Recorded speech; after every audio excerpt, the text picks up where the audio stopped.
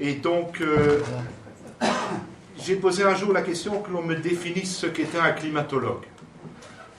Parce que je n'ai jamais rencontré de ma vie un scientifique, espèce d'individu particulier, qui serait un climatologue. Parce que ça impliquerait systématiquement qu'il connaît absolument tout des sciences biologiques, botaniques, les océans, la sédimentologie, la géologie, l'astronomie, et j'en passe des vertes et des pas mûres. Donc je ne connais pas ce genre de choses. Par contre, le domaine de la climatologie est un domaine dans lequel toutes les sciences, depuis les mathématiques les plus exotiques jusqu'à la chimie organique, bah oui, on travaille sur le CO2 par exemple, dans mon laboratoire, se retrouvent. Et c'est là qu'en tant que scientifique, j'estime que nous avons le droit de regarder les documents qui nous sont offerts, de voir quelle est la littérature qui est proposée et de l'examiner d'un œil critique, ce que normalement tout scientifique est soi-disant capable de faire. Henri a mentionné le consensus qui existait à propos de l'origine anthropique d'un réchauffement climatique éventuel. Il y a des articles qui viennent de sortir récemment. J'en ai pris quelques-uns avec moi ici pour vous amuser si vous le voulez. Il y a un article qui est paru par un Anglais qui s'appelle Cook et qui a montré, d'après ces critères, que plus de 97%, pardon. Je commettrai des bévues belges, hein, excusez-moi. Je sais qu'en France, après 60, on a calé, après 80, on a calé. En Belgique, on a calé après 70. Enfin bon.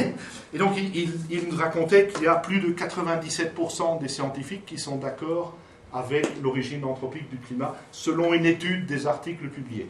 Cette étude a été refaite par de nombreuses personnes. Il s'avère que 65 articles sur 2900 penchent en cette faveur. J'ai des difficultés à trouver le concept de 97% ou 97%. 65 sur 2900, ce n'est pas exactement la même valeur. Et voilà un peu le genre de choses que l'on va voir petit à petit. Et j'espère vous amener à travers la conférence vers peut-être une meilleure compréhension de certaines choses. Et n'hésitez pas après ou pendant à me poser des questions. Je vous en prie, faites-le. Alors, voilà. Là, on commence directement à s'énerver. Un scientifique hors pair, Al Gore, qui nous a dit un beau jour, science is settled, c'est fini, hein, il n'y a plus à discuter, c'est fait, c'est démontré, point.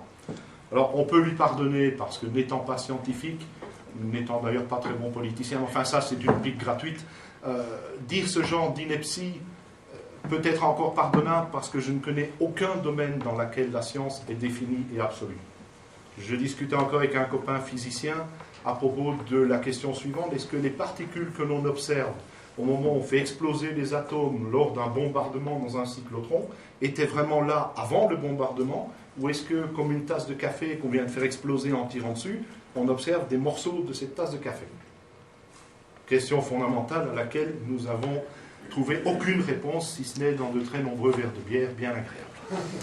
Alors, voilà quelque chose qui nous vient du président du GIEC, qui est, soit dit en passant, un ingénieur, alors c'est pas ferroviaire, c'est des locomotives à vapeur. Il y a eu une énorme évolution. Le fait de travailler dans la vapeur, sachant que la vapeur d'eau est un gaz à effet de serre, est la raison vraisemblablement pour laquelle il est président du GIEC. La science est très claire. Oui. Il n'y a pas de place pour le doute. Ben, j'espère que j'arriverai à vous convaincre qu'il y a un certain doute.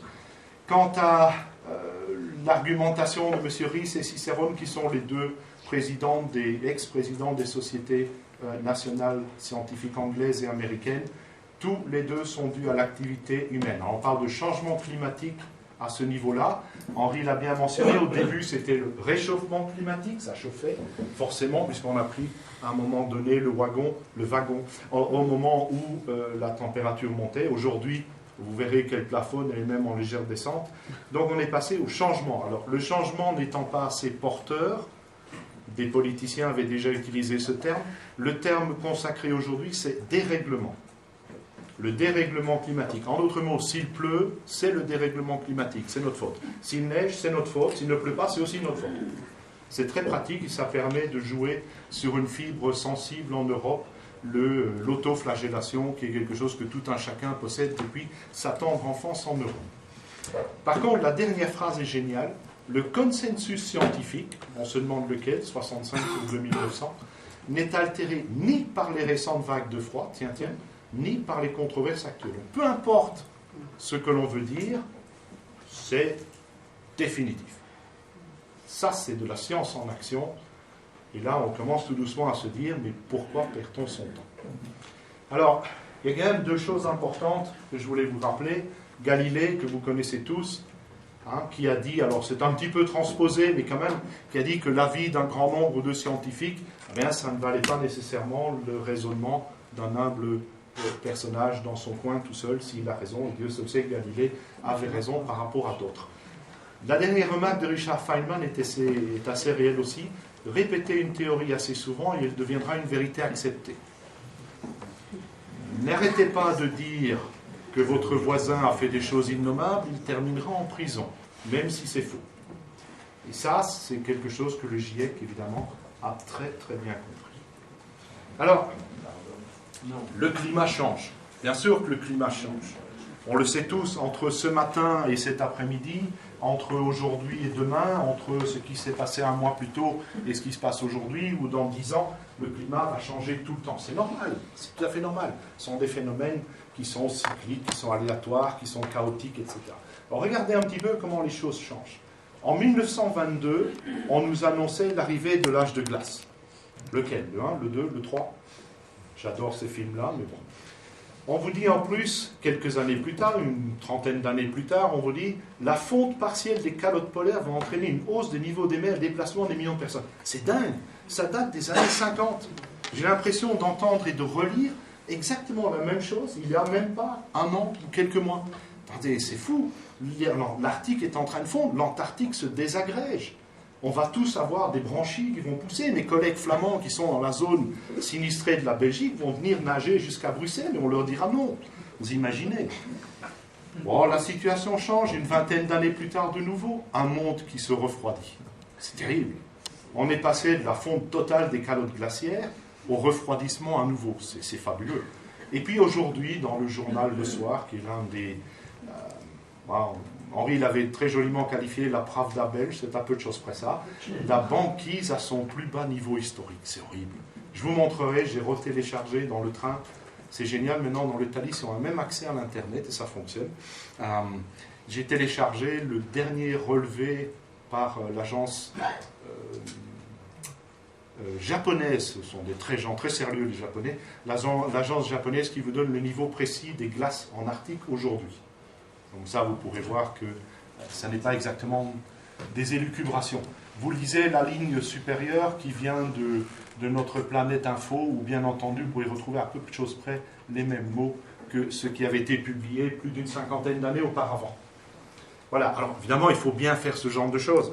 Et l'une des personnes du GIEC, dont le nom m'échappe, a dit « Peu importe que vous disiez la vérité, peu importe que vous mentiez, l'important c'est de faire peur aux gens de façon à aller de l'avant avec ce que nous pensons être vrai. » Ça, c'est de la science, dans sa plus belle forme. Un peu d'histoire peut-être. Alors d'où vient toute cette chose? Alors, la climatologie en tant que science, elle n'a pas été reconnue il y a si longtemps que ça. Dans les années 20, 30, 40, personne vraiment ne s'intéressait à la climatologie. Les gens faisaient des tas d'autres choses. Et puis, petit à petit, ce domaine a commencé à trouver un ancrage. Alors, c'est Fourier qui, en 1824, a émis l'hypothèse que certains gaz réchauffaient l'atmosphère. On ne va pas dire le contraire. Il y a quand même une petite erreur. Les gaz réchauffent l'atmosphère, mais ils la refroidissent aussi.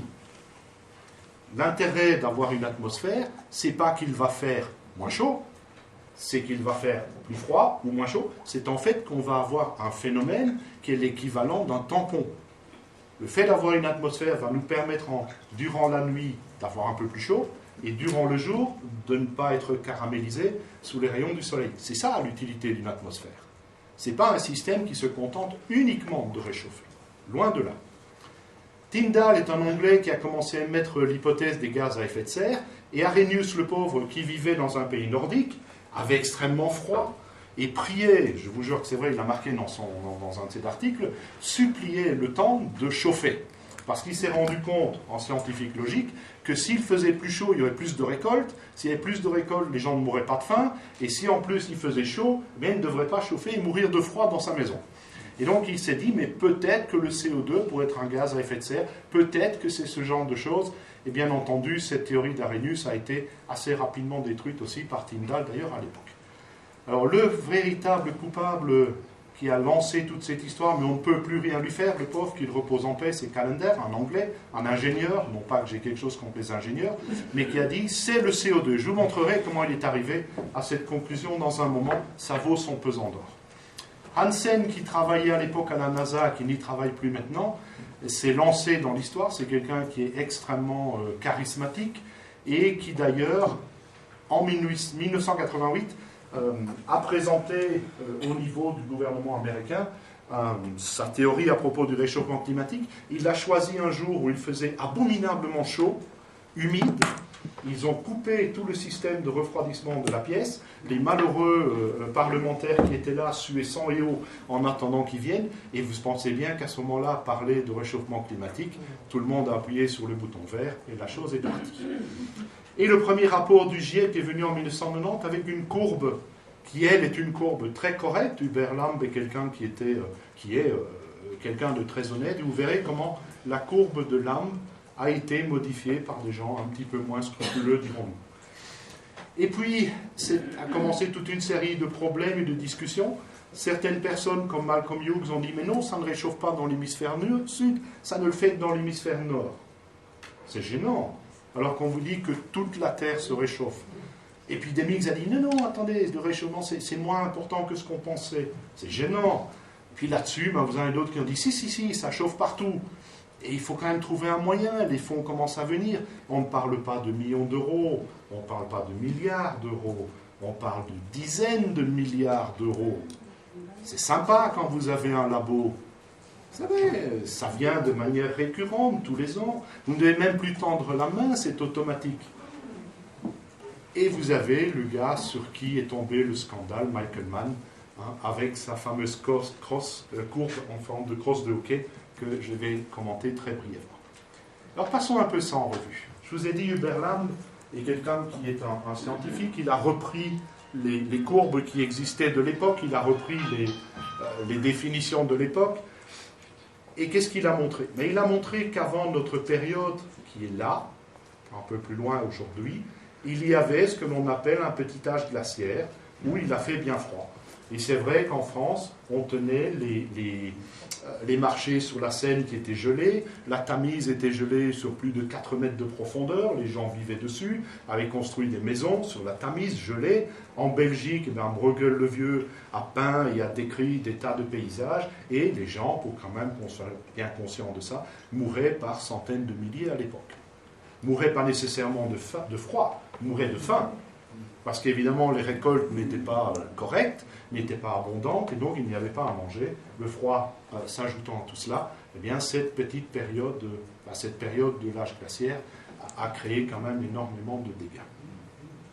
On sait aussi qu'auparavant, il y avait une période médiévale chaude, et tout le monde s'en souvient parce qu'il y a énormément, s'en souvient, on vous a appris ça quand vous étiez à l'école, moi je m'en souviens encore, on m'a appris ça quand j'étais enfant, cette période médiévale où les choses foisonnaient, où on faisait 2 récoltes par an en Belgique, en France, et même dans certains pays un peu plus au nord. Et auparavant, il y avait encore d'autres périodes chaudes. À cette époque, il y avait par exemple des vignes qui poussaient allègrement dans le nord de l'Angleterre. Quelle est l'échelle? Pardon? Quelle est l'échelle? L'échelle, ici c'est environ 1000. Non, mais en abscisse. Oh oui, il n'y a pas d'échelle, il n'y a pas eu d'échelle. Ce document vient directement du premier rapport du GIEC, il n'y avait pas d'échelle. Donc Hubert Lamb n'a pas donné d'échelle au niveau de la température. C'est un graphe qui est en fait un graphique qu'il a dessiné lui-même à la main, sans mettre de valeur. Ah oui, attendez. Vous n'êtes pas au bout de vos surprises. Non. Si vous allez dans le premier rapport du GIEC, vous allez retrouver cette courbe exactement telle que c'est là. Je l'ai prise de là. En fait, aucune des courbes que je vais vous montrer n'est prise d'aucun site particulier, ni quoi que ce soit. Vous pouvez retrouver, à chaque fois, il y a les références. Et si vous voulez après, je peux me faire une joie de vous envoyer une copie des dias. Je donnerai de toute façon une copie à Henri et tous ceux qui veulent le prendre ou qui veulent des renseignements supplémentaires. J'ai un demi-bureau maintenant qui est rempli de documents sur la climatologie, le calcul, des choses parfois où je ne comprends pas très bien. Mais enfin, c'est l'avantage d'être à plusieurs pour vraiment pouvoir mettre le doigt dessus. Donc effectivement, la courbe de Lamb, il n'y a pas de... Entrez.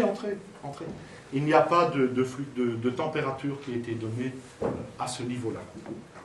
Et vous verrez que c'est assez jouissif lorsqu'on va arriver à des vraies échelles de température. Alors, s'en est suivi pendant quelques années des élucubrations à propos du fait que il fallait trouver un moyen de convaincre les politiciens de donner de l'argent en quantité suffisante pour les recherches sur le climat. Oui, tout à fait. Et là, s'est produit ce fameux document de Michael Mann qui a fait des mesures. Alors en rouge, ce sont des mesures interpolées, mais ce sont des mesures. Et en bleu, ce sont des courbes. C'est une courbe qui provient d'approximations utilisant des proxys. Je reviendrai dessus dans un moment. Les proxys, ce sont des moyens indirects d'estimation de température, avec des problèmes énormes. Parce que lorsque l'on vous dit, mais le nombre de cercles dans un arbre vous indique l'âge de l'arbre, oui. L'épaisseur du cercle vous dit s'il faisait plus ou moins chaud, pas nécessairement. Il peut faire très froid, s'il y a beaucoup de CO2, vous aurez un gros arbre. Tout comme il peut faire très chaud, s'il y a peu de CO2, vous aurez un petit arbre. Et donc, il faut faire extrêmement attention avec ces valeurs. Alors, la première fois qu'on m'a présenté cette courbe, j'ai éclaté de rire. Et le climatologue, M. Van Ypersel, qui me l'a montré, était extrêmement fâché. Il m'a dit, tu ne peux pas rire de ça, c'est très sérieux. J'ai dit, écoute, j'ai un problème. Je ne retrouve ni le petit âge glaciaire, ni l'optimum médiéval. Il m'a dit, oui, mais c'est normal, il y avait très peu de température à l'époque qui avait changé. Ah, quand même. 4 mètres de profondeur au niveau de la Tamise, la glace qui fait 4 mètres de profondeur, si ça, c'est peu de variation de température, qu'est-ce que c'est s'il y avait une vraie variation sérieuse de température? Bon, il s'avère que cette courbe, évidemment, est totalement fausse. Quel que soit l'objet que vous allez mettre dans le système mathématique, statistique, qui a servi à créer cette courbe, vous aurez une courbe en forme de crosse de hockey. Ça a été démontré par McKittrick et par McIntyre. C'est un système un peu particulier. Je ne comprends pas nécessairement la mathématique derrière, mais j'ai un collègue, Henri Masson, qui peut vous expliquer ça dans le moindre détail. Mais sachez que vous pouvez avoir cette courbe-là simplement en regardant les œufs blancs et les œufs bruns d'une poule, en regardant le nombre de raisins que vous allez avoir par grappe, etc. etc. McIntyre, pour s'amuser, a fait un poster un jour à une conférence de climatologie. Il avait pris 12 courbes en forme de crosse de hockey, dont une était rattachée aux températures en question, et personne n'a été évidemment capable de dire quelle était la vraie. Donc ça, c'est une erreur de traitement statistique. Michael Mann ne veut toujours pas le reconnaître, mais tant pis, la plupart des gens maintenant l'ont compris. Alors, il y a des gens sérieux qui ont retravaillé là-dessus. Voilà en bref les erreurs en question. Donc c'est une méthode statistique qui s'appelle un centrage partiel des données, où vous devez centrer chacune des données, vous devez les mettre dans des matrices un peu particulières, et puis faire un traitement statistique relativement complexe.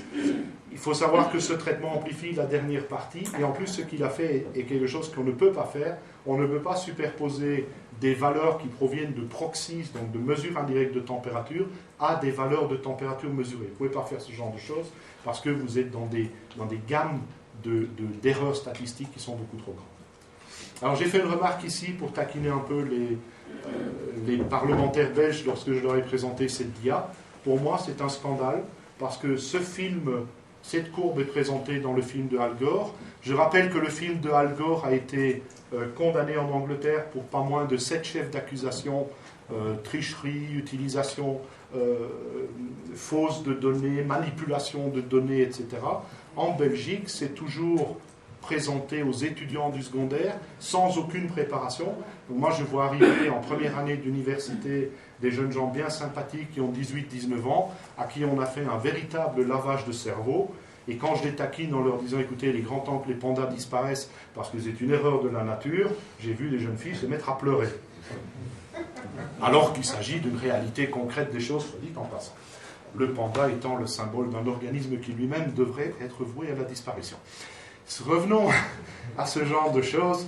Donc, c'est un film, enfin, moi j'appelle ça de la propagande, fiction, et Al Gore devrait être fier, enfin lui non, mais son prédécesseur en domaine peut être fier de son élève. Alors, Calendar. Calendar a débuté tout ça d'une manière que l'on retrouve systématiquement en climatologie actuellement. Il a regardé les mesures de concentration de CO2 dans l'atmosphère qui ont été effectuées depuis 1812. Ces mesures ont été effectuées par une méthode chimique. Alors là, je peux vous dire que cette méthode est correcte. En tant que chimiste, je la connais. C'est une méthode dite de Peter Koffer. C'est une méthode d'analyse qui se base sur une gravimétrie précise. Elle est précise à 0,1% près. C'est pas mal comme méthode chimique. Les gens qui ont participé à ces mesures, il y a plus de 90 000 mesures qui ont été effectuées entre 1812 et 1960.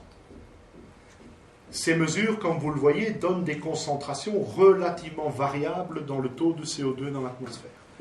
Parmi les personnes qui ont contribué, il y a 3 prix Nobel, dont un qui a travaillé sur la respiration des mitochondries. Ce ne sont quand même pas non plus des demeurés. Lorsque vous portez ces différents points sur un graphe et que vous faites un petit lissage pour éviter des soubresauts actuels, vous voyez que le taux de CO2 a varié de manière très conséquente au cours des années. Et si vous examinez ce sommet ici, aux environs de 1820-1830, celui-là aux environs des années 1840, si je ne m'abuse, vous voyez que nous sommes au-delà de 440, voire 450 parts par million. Alors pour que tout le monde soit bien au courant, 450 parts par million, ça veut dire qu'il y a 450 molécules de CO2 dans 1 million de molécules totales de gaz. D'accord ? Ça vous donne une idée, parce que je reparlerai un petit peu de ça par après. Alors quand aujourd'hui je lis dans les journaux, drame absolu, nous venons de franchir la barre des 400 parts par million, ça fait sourire. C'est pas la première fois, hein. C'est être le poulie d'or du CO2 que d'arriver à 400 parts par million. Hein. Il y en a d'autres qui ont fait mieux. Alors ça, c'est sur une période que nous avons mesurée. Les études paléontologiques et paléoclimatiques vous disent bien qu'il y a eu des moments où la quantité de CO2 était bien plus élevée que cela. On parlait de 1000 ppm, de 2000 parts par million. Vous allez me dire, est-ce que c'est dangereux ? Mon Dieu. Vous devez imaginer que la dose tolérée, lorsque vous travaillez 8 heures par jour dans une atmosphère contenant du CO2, tourne au minimum aux environs de 5000 parts par million. Nous en sommes aujourd'hui à 400, grosso modo. La quantité de CO2 augmente d'environ 2 parts par million par an. Je vais être sympa. Admettons, on va mettre un seuil. 5000, c'est ce qui est toléré aujourd'hui. Hein. Ce n'est même pas le seuil critique. C'est ce qu'on fait en routine quand vous travaillez dans le domaine du CO2. Admettons même 2000 parts par million. Vous êtes sûr, vous n'aurez rien. Pas de migraine, pas de problème, de dents qui se déchaussent, rien de tout ça. Ça nous donne 1600 parts par million à combler à raison de 2 parts par an. Alors, je ne suis pas très fort en mathématiques, mais ça fait 8 siècles. J'ai pas peur. 8 siècles. Je vous rappelle quand même que les plantes dans les serres poussent génialement bien sous une pression de 1000 à 1500 parts par million de CO2. On économise de l'eau, elles poussent plus vite, elles sont plus grandes et elles ont plus de matière. Depuis que le CO2 a augmenté, il y a davantage d'espace vert sur Terre. Ça a été démontré, vous pouvez en être fiers, par des mesures de satellites, et ce sont des satellites français qui l'ont fait. Voilà. Cocorico. Bien, alors qu'est-ce que Calendar ? Pourquoi est-ce que je blâme ce brave homme ? Parce qu'en fait, Calendar était persuadé que c'était la révolution industrielle qui était responsable de cela, et il a pris en fait uniquement les points qui sont entourés ici. Et donc il vous a dit, à ce moment-là, il a dit, mais écoutez, 280 parts par million, c'est ce qu'il y avait avant la révolution industrielle. Et depuis, on est en train d'augmenter cette quantité-là. Remarquez en rose, ici en bas, alors ceci n'était pas fait, c'est une extrapolation tout à fait gratuite de la part des gens qui mesurent ça. Les mesures ont été aujourd'hui faites par infrarouge au sommet d'un volcan à Mauna Loa du côté d'Hawaï, et ces mesures sont ici. vous remarquerez que ces mesures sont d'une platitude triste, alors qu'auparavant, ça oscillait davantage. Alors, Löhle, par exemple, est un climatologue qui s'est repenché sur l'étude des variations de température. Et là, maintenant, vous avez les fluctuations de température. Alors, vous voyez que ça n'est quand même pas très gigantesque. On part de 0,4 degrés en négatif durant le petit âge glaciaire, mais enfin, ça a quand même conduit à un petit âge glaciaire. On arrive plus ou moins à plus 4, donc il y a un différentiel de 0,8 degrés environ entre le petit âge glaciaire et l'optimum médiéval. Alors, c'est un peu faible, forcément, mais il n'a pas osé aller jusqu'au bout de ce qu'il voulait faire. Ce n'est quand même pas passé inaperçu, puisque Michael Mann l'a injurié. Vous pouvez peut-être lire le texte ici. Et il lui a dit en réalité que Michael Mann l'a traité comme étant awful, ce qui en anglais veut dire tout simplement atroce. Et Löhle, qui a beaucoup d'humour, lui a dit « mais je prends ça comme étant un compliment ». Il a été ostracisé depuis et il continue à y travailler. Et vous pouvez voir ici une courbe bien plus profonde que ce qu'il avait publié auparavant. Remarquez que la température actuelle sur laquelle on débat se retrouve ici et est de loin inférieure aux températures plus chaudes qui ont existé il y a de cela plusieurs centaines, voire plusieurs milliers d'années. Donc voilà un peu comment le monde des climatologues traite ses propres gens lorsqu'ils ne sont pas d'accord avec une théorie qui fait office quasiment de dogme religieux de nos jours. Alors, parlons un peu de ces fameuses anomalies de température, parce que ce que l'on vous présente, ce ne sont jamais les variations de température. Il faut vraiment faire très attention, on vous présente des variations d'anomalies de température. Alors qu'est-ce que c'est que ces anomalies de température? Alors, essayez d'imaginer, vous allez mesurer la température du monde. C'est pas mal comme tâche. Il faut s'y prendre tôt le matin. Hein. Alors chacun dans son pays, on a une série de stations. Je vous montrerai d'ailleurs quelques images assez spectaculaires, l'une ou l'autre de ces stations. On a des stations qui mesurent les températures. Aujourd'hui, depuis 1979-79, ça se fait grâce à des satellites. Il a fallu calibrer les satellites, ça a créé des tas de problèmes. Mais imaginez, vous avez une température le matin, et puis la température monte, et puis elle redescend, et le soir, elle est encore un peu plus bas. Et donc, qu'est-ce que l'on va faire? On va mesurer cette température durant la journée, et puis on va en faire une moyenne. Première erreur. La température n'est pas une énergie, on ne peut pas faire une moyenne d'une température. Il y a des expériences de physique bien classiques. Vous prenez une pièce à 15 degrés et une autre à 17, vous ouvrez la porte, vous n'aurez jamais 16 degrés dans les deux. C'est ainsi. La température ne peut pas être moyennée. En climatologie, ça ne pose pas un problème. On moyenne les températures. Pourquoi pas? Le problème est qu'on les moyenne différemment. En Belgique, on prend la température la plus haute et la plus basse et on fait la moyenne des deux. Aux États-Unis, on fait l'intégrale, c'est-à-dire qu'on mesure la surface de l'air en dessous de toutes les valeurs. Ça pose un maudit problème lorsque toutes ces valeurs sont envoyées à l'organisme qui se trouve en Angleterre et qui recense et qui met tout ça ensemble. Donc ils ont des programmes qui permettent de s'en sortir. Et là commence un petit parcours du combattant, parce que dès que vous entrez dans un programme informatique qui rectifie, qui remet à niveau, qui remplace des points manquants et qui fait des interpolations, je vous laisse imaginer le résultat. Il n'est jamais différent de ce que vous avez mis dedans. Le problème est que vous allez avoir quelque chose qui, sur une vingtaine, une trentaine d'années, va ressembler à ce fouillis.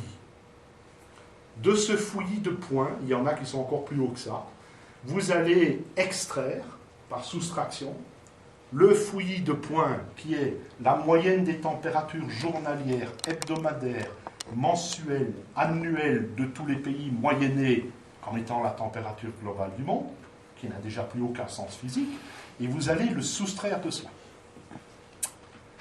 Oui. Et vous allez avoir quoi? Une espèce de rachacha tout plat. Ça, c'est l'anomalie de température. Remarquez qu'ici, nous sommes sur une échelle de l'ordre du degré.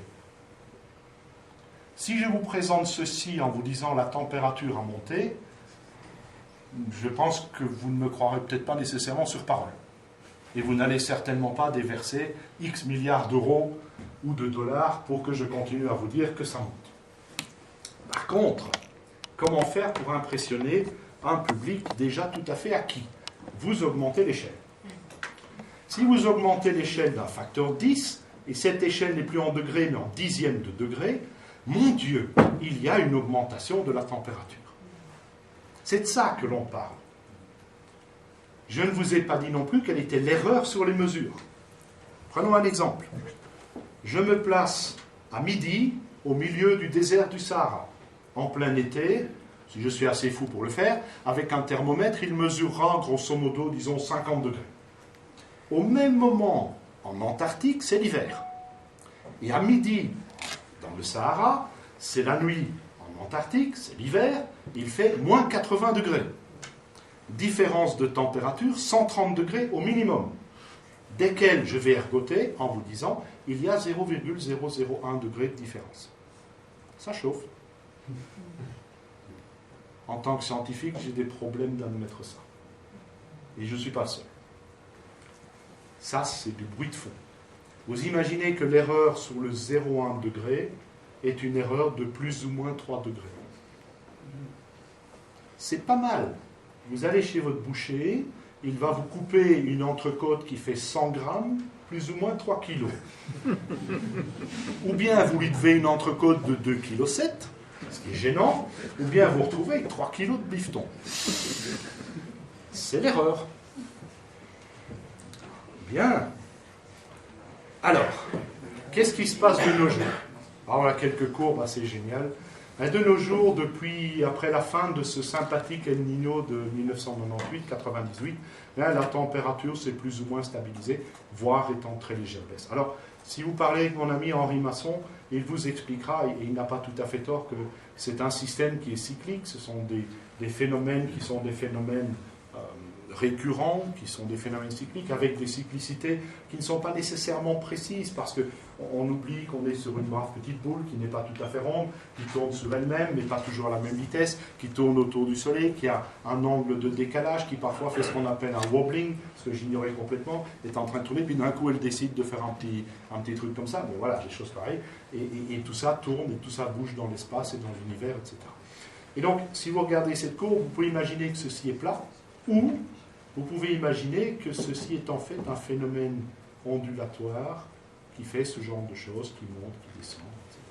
Et on retrouve ce genre de choses. Et vous retrouvez des soubresauts, parfois décadaux, parfois multi-décadaux, parfois plusieurs siècles, voire certains millénaires, comme les cycles de Milankovitch, par exemple, qui s'étalent sur plusieurs centaines, plusieurs dizaines de milliers d'années. Et puis, lorsque vous regardez ça avec un peu plus de recul, alors on va faire un zoom en arrière quand même, vous vous rendez compte que ce dont on ergote ici, eh bien, c'est ce petit point qui se trouve là. On est en train de faire tout un plat avec ça, alors qu'il a fait beaucoup plus chaud avant, et encore avant, et encore avant. Et il vous suffit de retourner dans vos livres anciens, avant la purge climatologique, pour vous rendre compte que tout ça était bien établi, qu'il y avait des documents, qu'il y a eu des paléontologues qui ont travaillé, il y a eu des historiens, toutes ces choses ont été faites, et ne peuvent pas être balayées comme ça sur un simple coup de choses. Alors, Kenneth Trenberg, qui fait partie de ce groupe et qui est très puissant, à l'époque, s'est retrouvé un petit peu embêté parce que, mais depuis 10 ans, le réchauffement à l'époque, lorsqu'il a dit ça en 2009, ça faisait 10 ans, et il était gêné, il dit, écoutez, c'est un problème, on ne peut pas l'expliquer. Alors il est venu avec une explication absolument géniale, la chaleur est emmagasinée dans le fond des océans. Ça, c'est cool. C'est cool parce que si elle est dans le fond des océans, on ne peut pas aller la chercher. On ne peut pas aller la chercher. C'est gênant. Mais comme le monstre du Loch Ness, elle va remonter. Il suffit d'aller en Écosse et occasionnellement, il y a bien une personne qui l'aura vu remonter, et puis redisparaître à nouveau. Et donc, Kenneth Trenberg a dit ça, c'était repris récemment par mon collègue bien-aimé de l'Université catholique de Louvain, dans un journal. Et là, quand même, la coupe est un peu comble. Donc, j'ai été regarder de quoi on parlait. En bref, nous avons un volume d'eau sur 2000 mètres de profondeur, qui est un volume dans lequel nagent 3300 bouées. Depuis pas si longtemps que ça, d'ailleurs, soit dit en passant. 3300 bouées Argo qui envoient régulièrement des données aux satellites qui se trouvent au-dessus. Alors vous allez me dire, mais c'est très bien, 3300 bouées, ça fait beaucoup. Oui, j'ai fait le calcul, par bouée, une bouée couvre l'équivalent de 20 000 milliards de piscines olympiques. Piscine olympique faisant 3000 mètres cubes, grosso modo. J'ai même mis 3700 en me disant, bon, ils ne viendront pas ergoter en disant que j'ai pris une petite piscine olympique. 20 000 milliards de piscines olympiques par bouée. La variation de température mesurée de 0,09 degrés centigrades, avec une précision, accrochez-vous bien, de 0,002 degrés. Ça veut dire qu'on est capable de mesurer avec un thermomètre dans un volume d'océan aussi gigantesque une température avec une précision pareille. J'y arrive même pas dans ma baignoire. Pourtant, j'ai des thermomètres ultra sophistiqués. J'y arrive pas. Voilà où on en est. Alors quand on est désespéré, on invente un peu tout et n'importe quoi. Alors reculons un petit peu. Regardez, ça c'est gênant ça. Ça c'est le rapport du GIEC. Alors il n'est pas encore paru, mais une main bienheureuse a mis sur Internet le document complet, avant qu'il ne soit, comment dirais-je, peaufiné. Appelons cela comme ça. Qu'est-ce que l'on voit? Eh bien on voit que les mesures de température par deux types de systèmes sont parfaitement cohérentes avec ce que je vous ai dit, et on voit bien ici le plateau de température, voir si on veut retrouver cette cyclicité dont je vous ai parlé. Ça vient du rapport du GIEC, non officiel à l'heure d'aujourd'hui, puisqu'il n'a pas encore été relu, modifié, altéré et autre chose. Le document qui se trouve ici est le même, on a simplement enlevé toute une série de grilles assurées, parce que ce qui est intéressant, c'est que lorsque vous faites des prédictions, vous pouvez vous permettre de mettre des très très grandes bandes d'erreur. Et vous tapez au milieu, et de cette manière-là, si c'est plus froid, vous êtes dans le bon, si c'est plus chaud, vous êtes dans le bon aussi. D'accord? Avec plus ou moins 3 degrés d'erreur, vous ne pouvez pas vous planter. Et donc vous voyez que les courbes mesurées, les points mesurés avec la précision dont je viens de vous parler, c'est infime comme quantité de température variée, elle se trouve ici, et elle se trouve en bas, en dessous de toutes les prédictions qu'ils ont faites.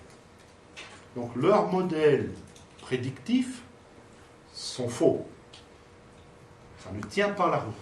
En science, dans mon domaine, dans la physique, dans d'autres, si le modèle n'est pas bon, on le jette et on en prend un autre.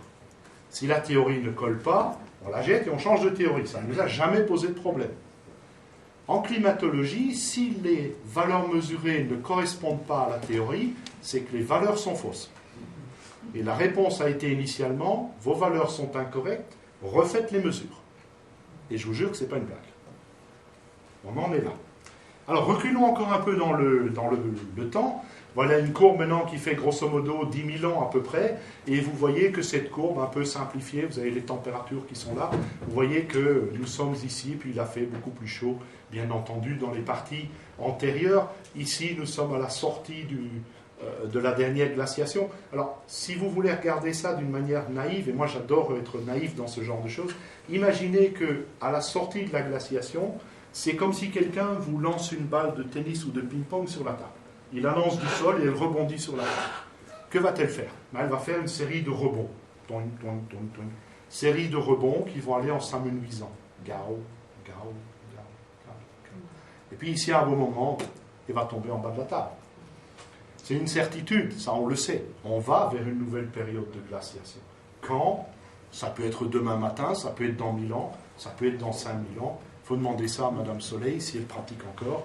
Mais en tout cas, moi je ne peux pas vous le dire. Et si on recule encore un peu, voilà quelque chose qui fait grosso modo 400 000 ans. Vous avez les périodes interglaciaires qui se trouvent ici, ici, ici, ici. Et nous sommes là. À l'heure d'aujourd'hui, nous ne sommes même pas à la même température que les périodes interglaciaires chaudes qui nous ont précédés. Et c'est horrible. Nous, humains, n'avons même pas encore été, avec toute notre pollution, capables de faire mieux que ce qui s'est fait avant nous. Alors, c'est moche quand même, on a du boulot. Allons plus loin. Voilà un petit test. On fait une pause comme ça, vous pouvez vous rafraîchir un petit peu, bouger. Dites-moi, parmi ces deux courbes, laquelle correspond à la période industrielle actuelle, où l'humain contribue à l'augmentation de la température de manière anthropique, et celle qui ne correspond pas à la période industrielle. Si vous y arrivez, vous êtes très fort. Alors, vous pouvez remarquer quand même que les deux courbes, je ne les ai pas inventées, elles sont sur la même courbe de température. Ça ne vient pas de moi, ça. Vous pouvez voir qu'il y a une descente et une montée, une descente et une montée. Les deux temps sont de 30 ans, histoire qu'on ne vienne pas nous raconter, comme d'habitude, 15 ans c'est trop peu, il nous faut 30 ans minimum. Vous voyez que la pente est exactement la même. Eh bien, celle-ci correspond à la période où l'humain n'a pas contribué. Comment puis-je le savoir? Parce que vous avez ici le fameux El Niño de 1998, 98, là. C'est ce qui me permet de savoir que c'est la partie antérieure. Ceci est moderne, ça c'est ancien. Si vous pouvez me dire que la contribution humaine a amené à une augmentation absolument explosive de la température par rapport à la non-contribution humaine, mes félicitations. Généralement, ils n'aiment pas cette courbe.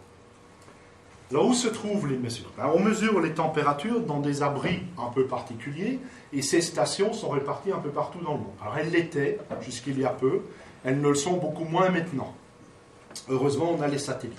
Alors, il faut malheureusement que ces stations, vous en avez une ici qui est bien placée, c'est ce qu'on appelle les abris de Stevenson, soient localisées de manière correcte, qu'il n'y ait pas de source anormale de température ou de chaleur à proximité, des choses pareilles. Et donc celle-ci est bien placée et vous voyez qu'en fait la température bouge très peu à ce niveau-là. Celle-ci par contre se trouve planquée là. Vous voyez ? Une belle zone qui a été asphaltée, une sortie d'un appareil de refroidissement d'air, une station qui se trouve à côté des voitures, une tour qui est juste à côté, incinérateur et autre chose. Eh bien, comme par le plus pur des hasards, la température de celle-là monte. Voilà. Alors, bien entendu, si vous faites la somme des deux, il est évident que la température du monde ne cesse d'augmenter. Alors, regardons un petit peu, qu'est-ce qui s'est passé? Au début des années 90, il y a eu toute une série de stations de métro, de métro. J'aurais pas dû prendre le métro avec Henri. Toute une série de stations de mesure qui ont disparu. Pourquoi? D'abord parce qu'en fait, l'URSS, où se trouvaient localisées toutes ces stations, est entrée dans une période de récession, n'a plus été capable de les payer, ça coûte très cher, les gens n'y allaient plus, le nord du Canada non plus, et qu'est-ce que l'on observe? Vous voyez qu'au moment où il y avait un grand nombre de stations de mesure, la température était relativement plate. Il ne se passait pas grand-chose. Surtout des stations qui étaient localisées dans des zones urbaines, loin de toute habitation, parce qu'il y a quand même un phénomène, plus on construit, plus on fait des zones, des routes, du macadam, des parkings, bien entendu, plus à cet endroit, il y aura une augmentation locale de température. Le moment où ces stations sont fermées a coïncidé, comme par hasard, avec une augmentation de température. Pourquoi? C'est logique. Celles qui étaient en Sibérie ou au nord du Canada nous donnaient des températures plus froides et des températures beaucoup plus correctes. Celles qui sont restées se trouvent localisées principalement aujourd'hui, à votre avis, au niveau des aéroports. Ah oui, c'est là qu'elles se trouvent. Mais les avions ne chauffent pas, c'est un fait évident, et le tarmac non plus. Retirez un peu tout ça et vous allez avoir une superbe idée de l'augmentation de température. Alors voilà par exemple un effet. Ceci est une série de températures qui a été mesurée en Angleterre dans un petit village et vous voyez que sur 360 années, on a une augmentation de l'ordre de 0,04 degrés par an. On a le temps de voir venir. Bien. Alors, que fait-on quand on est désespéré et que l'on veut vraiment faire passer le message du GIEC? On ne ment pas, on omet. C'est beaucoup mieux d'omettre. Judith Curry était particulièrement contente, elle a travaillé avec le professeur Müller sur le projet BEST. Alors qu'est-ce que c'est que le projet BEST? C'est un projet dans lequel ils ont analysé toutes les stations de mesure de température au niveau des États-Unis, où d'ailleurs la majorité est localisée aujourd'hui. Ils se sont rendus compte que plus de 85% étaient obsolètes, donnaient des températures complètement farfelues et ne correspondaient absolument pas aux normes correctes d'utilisation de ces systèmes de Stevenson. Ils ont refait ensuite les mesures avec ce qui était considéré comme étant correct. La courbe publiée dans Science ou dans Nature, je ne me souviens plus, est celle-ci. Que voyez-vous? Une augmentation de température. Il se fait que malheureusement, la courbe a été tronquée en 2000. Judith Curry s'en est rendue compte puisqu'elle avait travaillé dessus et elle s'est fâchée relativement fort. J'ai une photo, elle est beaucoup plus fâchée que cela d'ailleurs, avec le professeur Müller, parce qu'en réalité, ce qui manque ici, ce sont les 10 années suivantes qui sont toutes plates. 10 années que j'ai augmentées ici pour que vous voyez bien qu'elles sont bien plates. Donc ceci est agrandi. Ce n'est pas la même échelle que là. Parce que j'ai eu un beau jour un gars qui m'a dit « Oui, mais vous trafiquez les données, ce ne sont pas les mêmes échelles. » Bah, et oui, je dis effectivement, si tu es capable de lire que ce n'est pas la même échelle, tu as fait un grand pas en avant dans mon estime. Donc, il faut dire qu'il fait partie de l'équipe, bref, peu importe. Et donc, vous avez ici un petit tronçon qui est plat. Bien entendu, le fait de placer ce tronçon plat, ça crée un problème. Où en est-on aujourd'hui? Ah, ça dépend. Ça dépend. Si je veux vous donner une image plus ou moins correcte, c'est celle-ci. De 1979 à 2011, c'est celle-là. Alors vous voyez que dans cette espèce d'amoncellement de points qui sont la somme des anomalies de température, vous pouvez tracer une ligne. Alors déjà, on ne peut pas faire ça avec des systèmes cycliques, mais mettons une régression linéaire, et vous allez avoir quelque chose qui ressemble à une augmentation de température de 0,06 degrés. Ça, c'est si je veux vendre les données du GIEC. Si par contre je veux être mesquin et dire non, il refroidit, je prends les températures de 96 à 2012. Oh, ça descend. Ceci pour vous dire que n'importe qui, même un chimiste, est capable de vous donner des tableaux où je n'ai pas trafiqué les résultats, je ne les ai pas inventés, mais simplement j'ai pris la partie qui m'intéresse. Comme Calendar a pris la partie qui l'intéresse. Bien, parlons 2 secondes de l'atmosphère. On m'a dit, ouais, mais le CO2, c'est toxique. C'est le CO2 qui est responsable du réchauffement climatique. C'est nous, humains, qui le faisons. Ok, voyons ça. Alors, vous savez tous que l'atmosphère est constituée principalement d'azote. L'azote est un poison violent. Si je vous mets dans une atmosphère d'azote pur, vous mourrez. Très vite, d'ailleurs. L'oxygène aussi, si je vous mets dans une atmosphère pure d'oxygène, vous n'allez pas du tout apprécier. Le CO2 également. Ce sont des poisons violents. Mais remarquez la quantité de CO2, 400 parts par million, j'ai été généreux déjà. C'est un gaz que l'on appelle un gaz de trace. Ce ne sont quand même pas des gaz gigantesques. Alors l'humain produit, au total, il y a environ production par an d'échange d'environ, disons, 1000 milliards de tonnes de CO2. Oui, c'est énorme. Vous êtes-vous déjà posé la question de savoir quelle est la précision avec laquelle ces 1000 milliards de tonnes ont été mesurées? Pensez-vous qu'il y a un petit individu qui est allé avec sa balance pour mesurer le volume ou le poids du CO2 qui est relargué? 1000 milliards de tonnes. Plus ou moins 60 à 90 milliards de tonnes. Ça, c'est l'erreur. À peu près, à la louche. Les humains produisent environ 30 milliards de tonnes. Comment le sait-on? Par des méthodes indirectes, parce qu'on n'est pas capable de mesurer la quantité de CO2 que l'humain relargue. Ça provient des industriels, ça provient de votre respiration, de la mienne. Chaque fois que vous respirez, soit dit en passant, plutôt que vous expirez, vous relarguez, accrochez-vous bien, 15 000 parts par million de CO2. 3 fois la dose tolérée, limite, de CO2. On en relargue 15 000 parts par million. Ça veut dire que chacun d'entre nous est un danger potentiel pour son voisin. Surtout, sauf si vous avez mauvaise haleine, évidemment. Non, je plaisante. Donc voilà, on relargue 30 milliards de tonnes. L'erreur est de plus ou moins 60 à 90 090 milliards. Nous sommes dans la limite des erreurs de mesure. Juste pour la boutade, nos braves collègues, les termites, en relarguent 2 fois plus. Alors j'ai dit à mon collègue, mais écoutez, on a une solution toute trouvée. N'allez pas enfouir le CO2, ne faites pas ça pour l'amour du ciel. Flinguez la moitié des termites. Vous avez un bonus, ils produisent plus que nous. Bon, évidemment, on ne va pas faire ça, on a trop les termites. Alors, on nous a dit également au niveau du GIEC que l'échange entre le CO2 atmosphérique et celui de l'océan, au départ, durait environ 200 ans. C'est redescendu à 100. Plus les mesures s'affinent, plus les gens contestent, plus les gens protestent. Il y a des mesures qui sont sorties maintenant en utilisant l'isotope 14, le carbone 14 radioactif, pour le mesurer. On tourne entre 5 à 9 années de résilience dans l'atmosphère. C'est très peu. Toute la théorie qui était basée là-dessus s'écroule. C'est gênant. Encore une théorie qui s'écroule.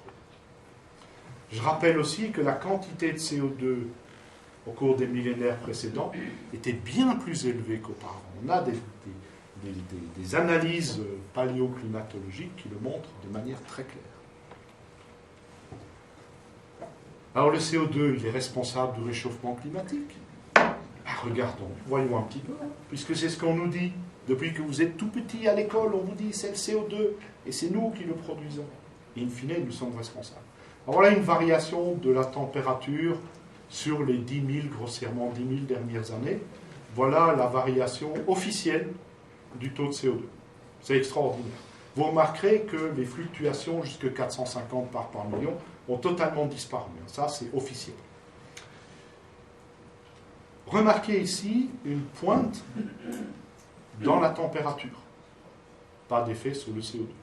Remarquez ici un abaissement de la température. Pas d'effet sur le CO2. La température fluctue du haut en bas, et le CO2, tout à fait imperméable, fait sa petite montée monotone. Le CO2 est un individu ennuyeux. C'est monotone. Il monte. Il monte. D'accord. Regardons ça de plus près alors. Ça, ce sont les carottages qui ont été effectués au niveau de l'Arctique. Non, pardon, à Vostok, en Antarctique. Et ce sont les courbes que M. Al Gore, scientifique hors pair, a présentées dans ses films. Et dans son film, à ce niveau-ci, il superpose les deux courbes, température et dioxyde de carbone. Il monte sur un petit Clark, et tout en continuant à parler, parce que c'est quand même un showman, se fait monter graduellement jusqu'au niveau du toit, voire au-delà. Il disparaît. J'aurais aimé qu'il ne réapparaisse pas, mais ça n'était pas le cas. Et donc, lorsque vous superposez ces deux courbes, vous vous rendez compte qu'Al Gore a triché. C'est une des choses pour laquelle il a été condamné en Angleterre. Le CO2 suit la température. Pas l'inverse. Et vous allez le voir tout de suite de beaucoup plus près. L'écart entre l'augmentation de température et l'augmentation du CO2 est entre 800 à 1000 ans. À vue de près, comme ça, de pif. Tout le long, sur cette période qui se trouve là de plus de 400 000 ans, provenant des glaces de Vostok. C'est pas moi qui l'ai dit, c'est un glaciologue français, Jean Jouzel, si je ne me trompe, qui a démontré tout ça. Si vous regardez sur une échelle plus courte, et maintenant vous allez au niveau du Groenland, vous observez exactement la même chose.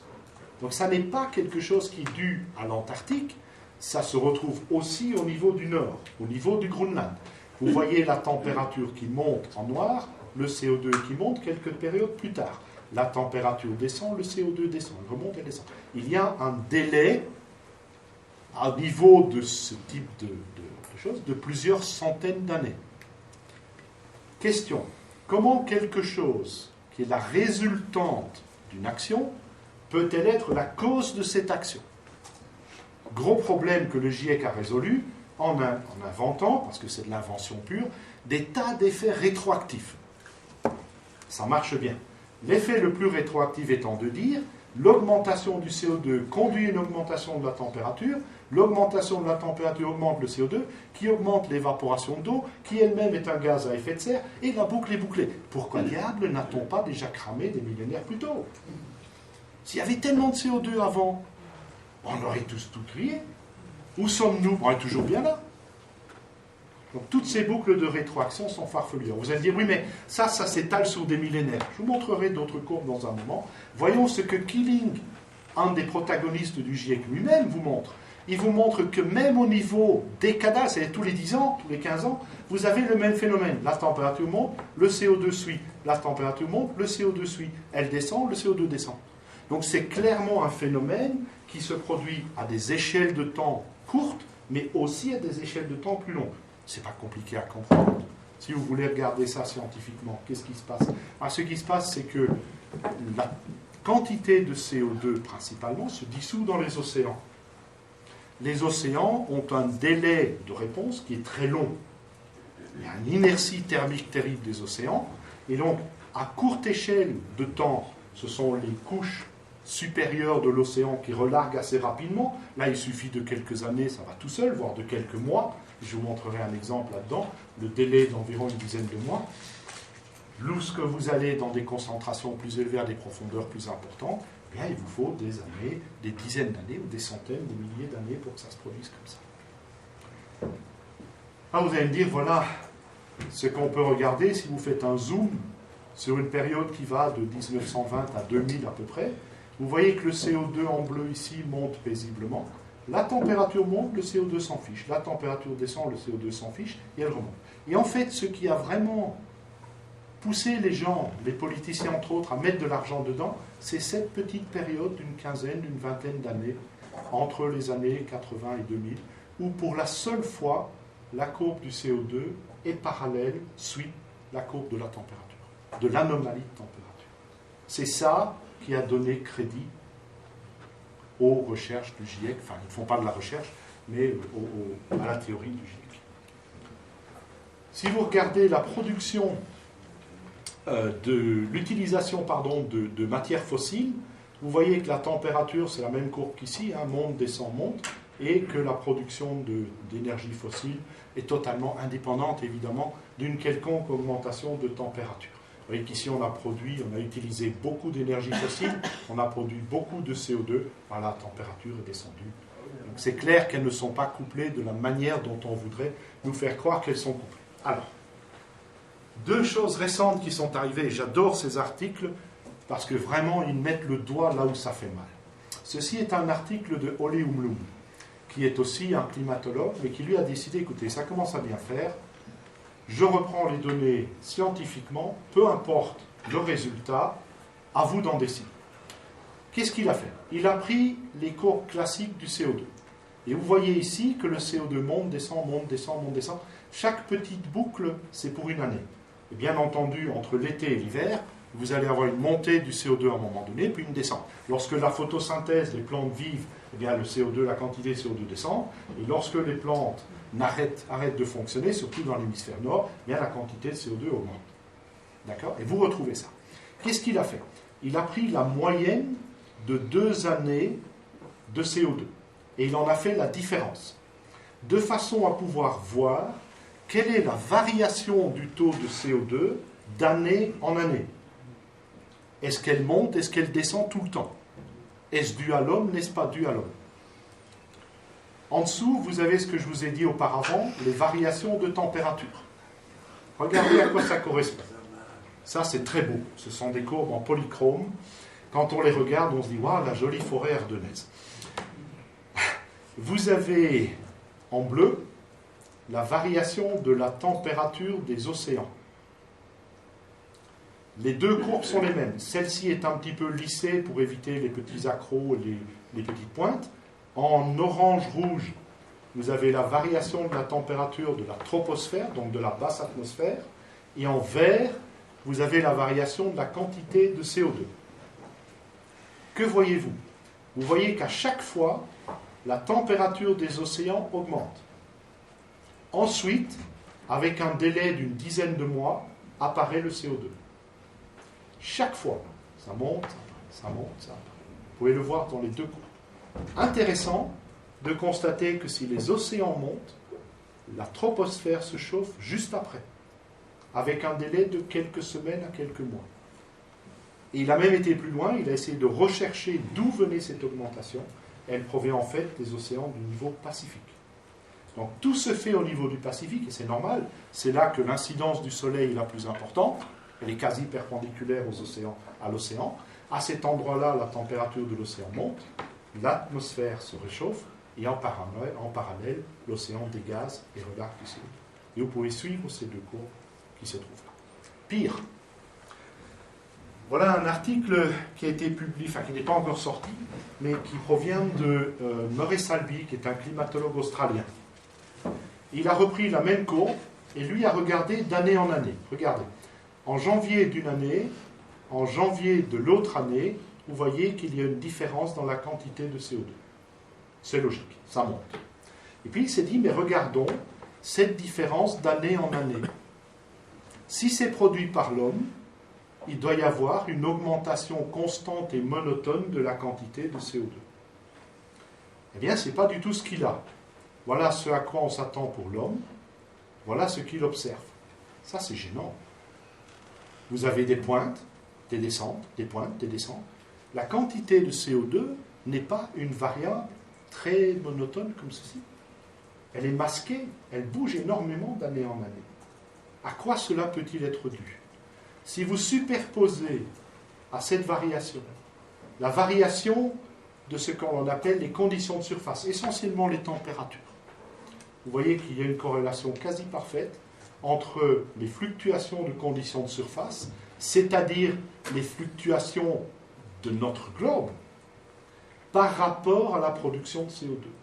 Ce qui revient en d'autres mots à dire que plus de 96% du CO2 qui est émis et mesuré provient de sources naturelles. Il y a moins de 4% qui proviennent de l'humain. Attention, nous parlons de 4% de 2 parts par million. Notre contribution est gigantesque. Et vous pouvez retrouver ça, voilà les courbes mesurées, les courbes calculées, tout s'y retrouve de manière assez super. Alors, un des arguments classiques des réchauffistes est le suivant. Les plantes préfèrent l'isotope 12 du carbone. Parce que l'isotope 13 est plus lourd. C'est vrai.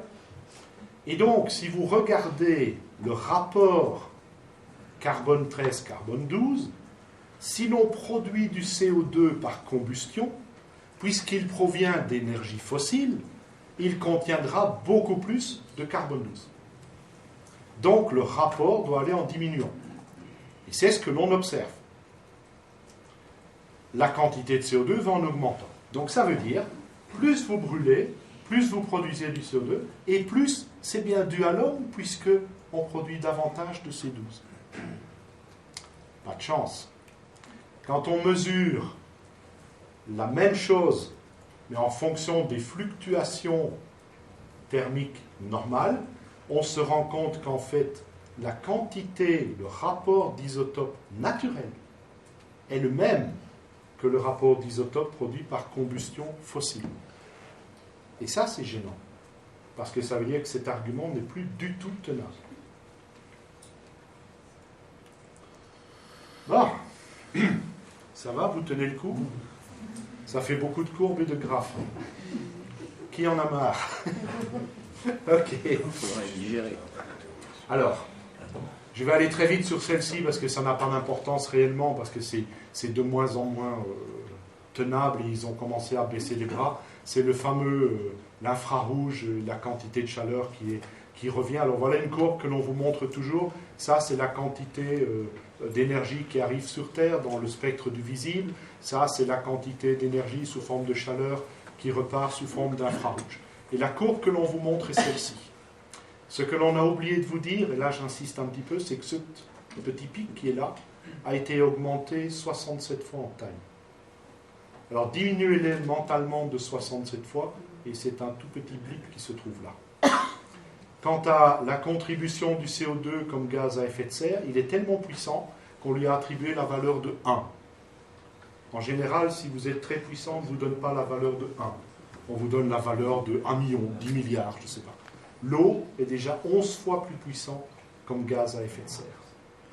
Et donc il est très clair que la majorité de ce que l'on peut appeler un effet de serre est dû à la vapeur d'eau et absolument pas dû au CO2. Alors, je passe là-dessus parce que ça n'a pas d'importance. Que faites-vous lorsque vous êtes désespéré? Et mon papa me disait toujours, jamais mettre quelqu'un dans un coin où il n'a pas une petite porte de sortie. Parce que c'est là qu'il devient dangereux. Hein? Regardez, voilà des courbes qui vous rappellent quelque chose. Ça, c'est ce que l'on appelle dans le jargon le plat de spaghettis. Parce que plutôt que de vous donner une seule courbe en forme de crosse de hockey, ils ont noyé le poisson, comme on dit, pauvre bête, en vous donnant des dizaines et des dizaines de courbes. Il y a je ne sais plus combien, 40, 50, 60 modèles qui s'emberlificotent les uns les autres. Et puis par-dessus l'histoire, on s'est dit, mais tiens, c'est marrant, on a essayé de suivre l'une de ces courbes qui est difficile à voir, qui est une courbe en orange. Regardez, la voilà. Je vous la montre. Elle est là. Oui, elle remonte, et puis là, elle disparaît. Ah, c'est con ça. Puis elle n'apparaît plus après, elle est peut-être en dessous des autres, je ne sais pas. Et puis l'attention est attirée par un pixel qui est là tout seul. C'est rare les pixels solitaires. Un pixel solitaire, pour les jeunes qui ont l'habitude de jouer sur les ordinateurs, ça veut dire qu'on a traficoté un petit quelque chose. On a oublié d'effacer un pixel sur une courbe. Vous voyez ce que je veux dire? Hein, c'est comme quand vous arrangez la photo d'un top modèle qui était rempli de taches de rousseur et avait un petit peu de pelure d'orange. On efface ça avec Photoshop. Puis parfois on se trompe, on lui met la main à droite alors qu'elle devrait être à gauche, des choses pareilles. Il y a des sites géniaux qui vous expliquent ça. Alors regardez bien la flèche. Vous voyez cette petite flèche qui apparaît là? Hop. Alors maintenant on se dit, qu'est-ce qui se passe là? Ah, quand vous allez voir dans l'original, vous retrouvez, tiens, elle descend. Cette courbe, en fait, descend. Elle va à l'encontre de tous les modèles du GIEC. Et bien entendu, vous ne pouvez pas tolérer cela. Si vous tolérez cela, vous admettez que vous êtes en tort. Donc, qu'a-t-on fait? On l'a oblitéré. C'est dommage. Bon, parlons de quelques alternatives. Comment pourrait-on expliquer ça? Moi, je pense que la majorité est due à des phénomènes tout à fait naturels, mais qu'on ne comprend pas tous ces phénomènes naturels, parce que c'est tellement compliqué, le climat, que ça devient... au tout début, il faut qu'on essaye de travailler davantage. Alors, Clearstory avait déjà émis une hypothèse à propos de l'irradiance solaire.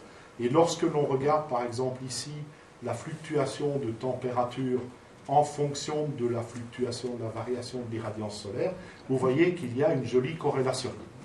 Alors, par contre, la variation de température et le CO2, il n'y a aucune corrélation. Je pense que nous sommes tous d'accord avec ça. L'un est un polynôme du premier degré, l'autre est un polynôme du second degré, pour ceux que ça intéresse. Attention, corrélation ne veut pas dire causalité. Je peux vous faire une merveilleuse corrélation entre le nombre de bébés qui sont nés dans un village et le nombre de cigognes. C'est très beau comme corrélation. Je ne pense pas que les cigognes soient réellement responsables de cela. Quoique. Alors reprenons le Soleil. Vous savez tous sur le Soleil, avec les petites taches solaires. Petites taches solaires qui font quand même 300 000 km. Hein. Ça fait quelquefois la dimension de la Terre, une petite tache solaire. Alors ça veut dire que ça a quand même un impact chez nous. Et ces taches solaires ont été mesurées depuis déjà l'ancien temps où les Chinois, alors je dis l'ancien temps, du temps des Chinois, ils ont commencé à mesurer les taches solaires. Et puis Tycho Brahe et d'autres les ont mesurées avec grande précision et ont continué à tenir des agendas de cela. Ils se sont rendus compte qu'il y avait des cycles d'environ une dizaine d'années, 11 ans environ, etc. Et la NASA a été extrêmement intéressée par ça, parce que ces taches solaires, ces cycles solaires, l'activité solaire interviennent au niveau notamment de la survie des satellites, au niveau des télécommunications, etc. Et qu'est-ce que l'on observe?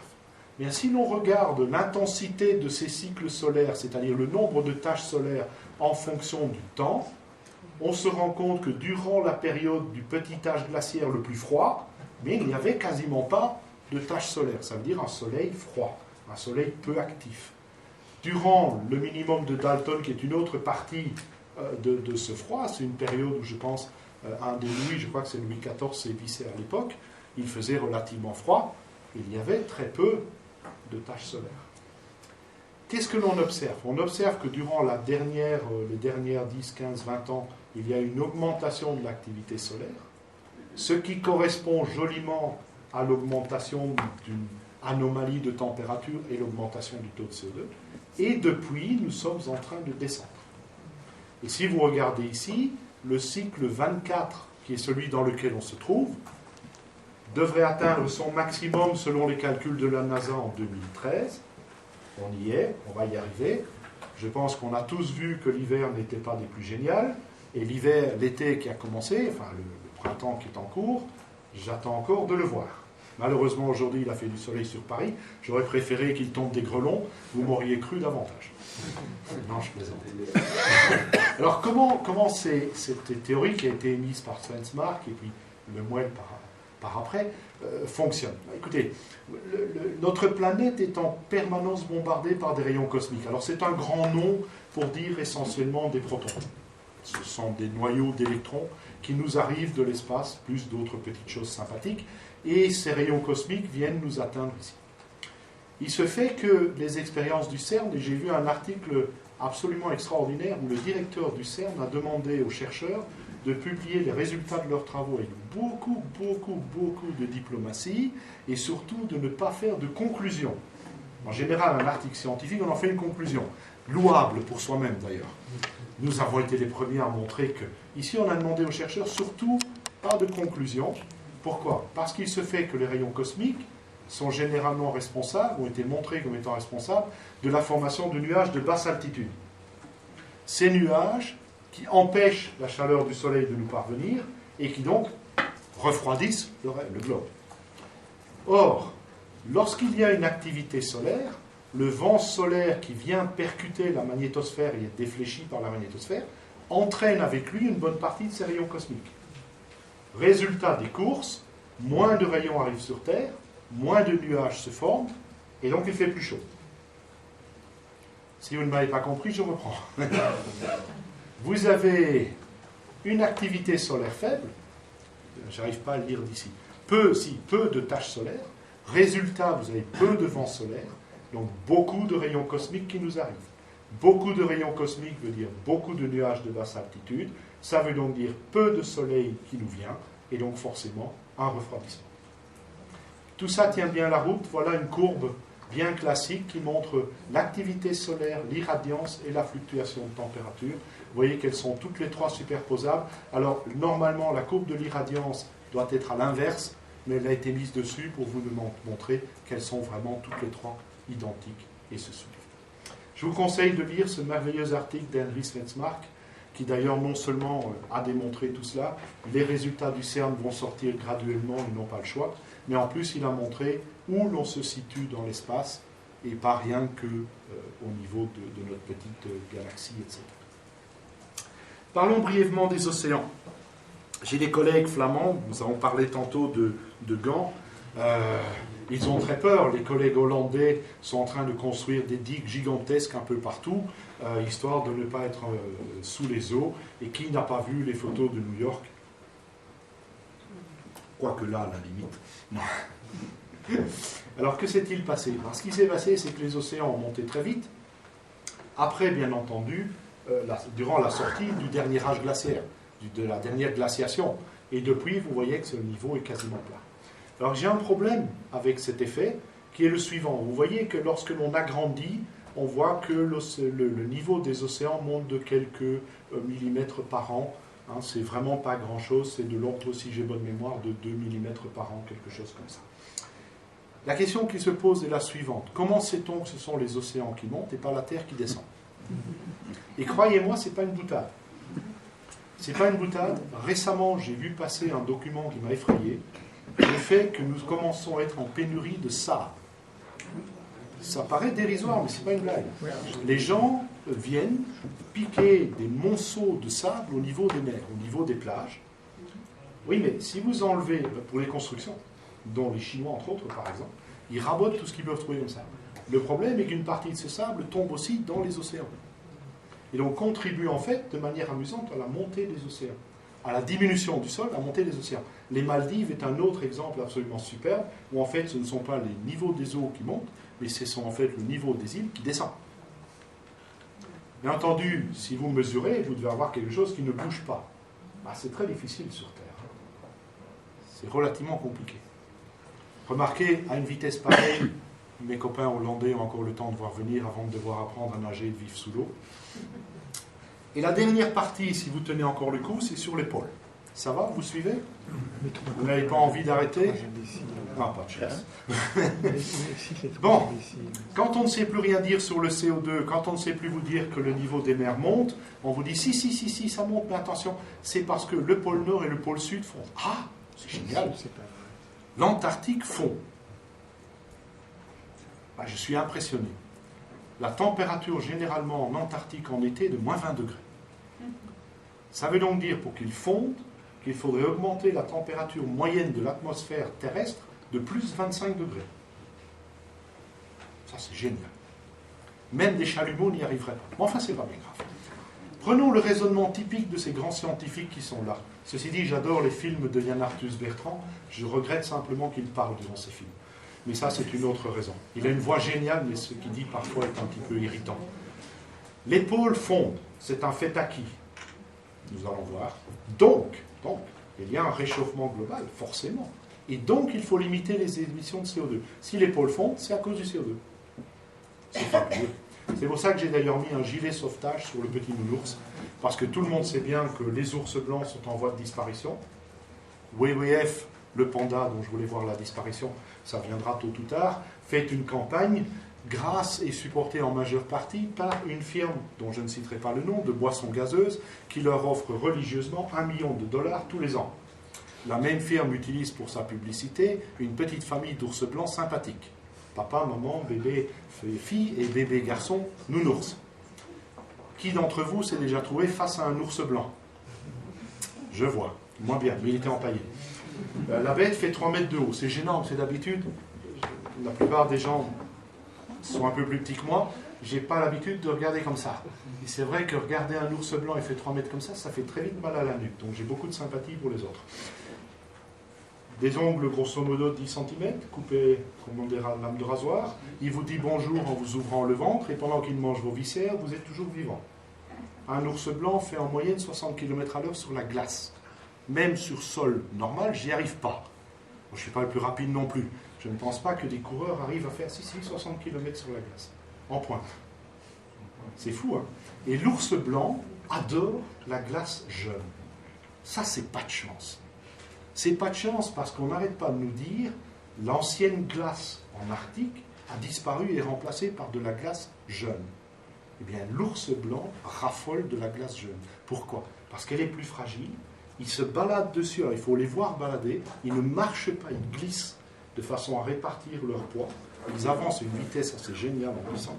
Et comme elle est fragile, c'est très facile de prendre le malheureux animal qui se trouve en dessous et de faire un festin. C'est tellement en voie de disparition que dans les années 50, parce qu'on les chassait, il y avait à peu près 5000 espèces, plus ou moins 1000 à peu près. Aujourd'hui, ils sont entre 25 000 et 32 000. C'est une espèce en voie de disparition. Si. Donc contribuer, verser des fonds à WWF, histoire de sauver les ours polaires. Eh bien, le pôle Nord fond. Voyons un peu ça. La courbe date d'aujourd'hui. Alors, je ne sais pas lire la date, mais c'est celle que j'ai téléchargée dans le Thalys. Je pense qu'elle doit dater d'hier, si j'ai bonne mémoire. Si quelqu'un est proche et est capable de le lire, ça me ferait un immense plaisir, mais d'ici, j'y arrive pas. Elle doit dater d'hier ou d'avant-hier. Nous sommes là.